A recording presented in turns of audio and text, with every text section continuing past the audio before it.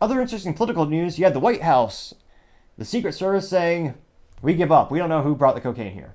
Which, I don't want to say I called it, but yeah, of course. It's as cliche as a cliche as old as time. I investigated myself and found no wrongdoing. Of course. Now, this White House Secret Service claims that they're closing the investigation about the cocaine that they found in the White House because they could not name a subject or a suspect. And they told that lawmakers yesterday. Now, the Secret Service affirmed that statement, that it was closing the investigation, saying that, quote, at this time, the Secret Service investigation closed due to a lack of physical evidence, unquote. I don't know how dumb the average person is, but I can't think of anyone intelligent who would believe them. This is the most guarded building on the planet. There's more security surveillance in probably one 6-foot by 4-foot bathroom in the White House than Fort Knox or think of any other outlandish place you could possibly think of. You can't sneak a Snickers bar in the White House and get away with it. If you even itch your nose, you've got 12 cameras. They can probably count the number of little hair follicles on the tip of your nose. They have unprecedented amounts of technology and resources and Secret Service agents, physical agents as well. And to claim that, oh yeah, there's no evidence, we don't know. So not only do they claim they can't lift a fingerprint from a baggie, which that in and of itself is pretty unbelievable. They can't lift a single print, a partial print, because guess what? There's probably a high probability of whose print would probably match it based on their, hunter's past and current recreational activities. But no, they claim they can't lift a print off the baggie. It's not possible. Oh yeah, not only does this physical piece of evidence, we can't find any DNA on it. We can't find any fingerprints on it. Not only that, no video surveillance saw that. Really? Absolutely ridiculous. Although these days it's sad to say, it's not too surprising. Because I think more and more Americans are starting to wake up to the fact that there are clearly a different set of rules. Rules for thee, but not for me. Me being the political class. And more often than not, you know which side of the aisle they land on. And it's astonishing. This is a week after Hunter Biden is not being charged for that gun crime or the tax crime, which I'm told by people who really love the Bidens, I'm told that they are very much against, they want to really crack down on the guns. Hunter Biden lied on a 4473. If you don't know what that is, that's quite sad, unless you buy your guns privately, which I applaud you. But if you're new to buying a gun, it's basically a job application for buying a gun. Very simply put, it's a federal document that you swear that you fill out to the best of your knowledge. On that document, it asks you, are you addicted to any illicit substances?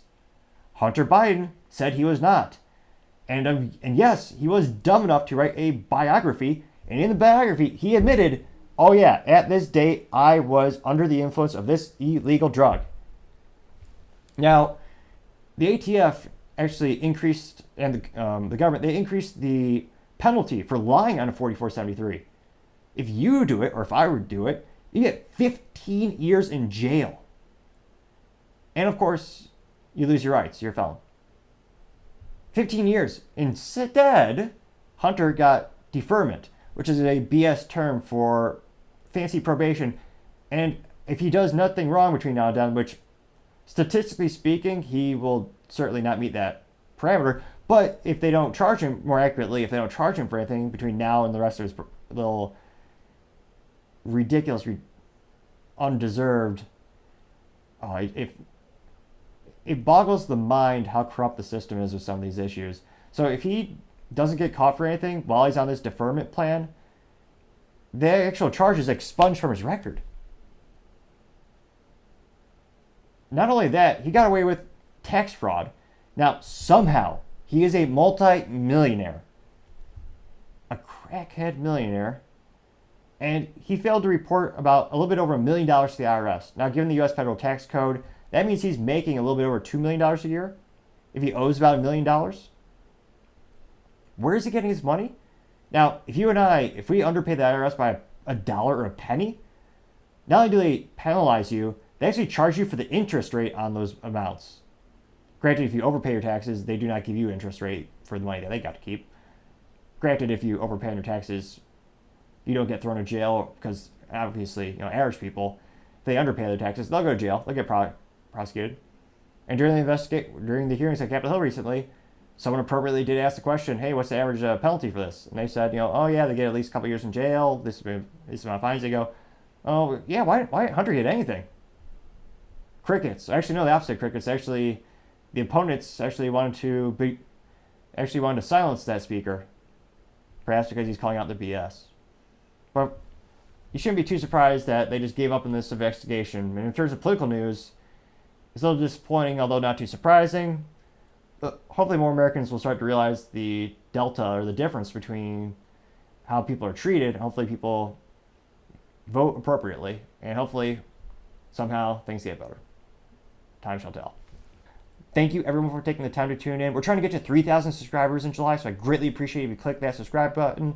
Also, don't forget to like and comment. We really appreciate the feedback. Thanks to you, the channel, the show has gotten a lot better. Improvements, everything from putting the scripts on the monitors behind the camera so we can keep eye contact. That was one the audience really appreciated. All the way to me pontificating more and using more hand gestures.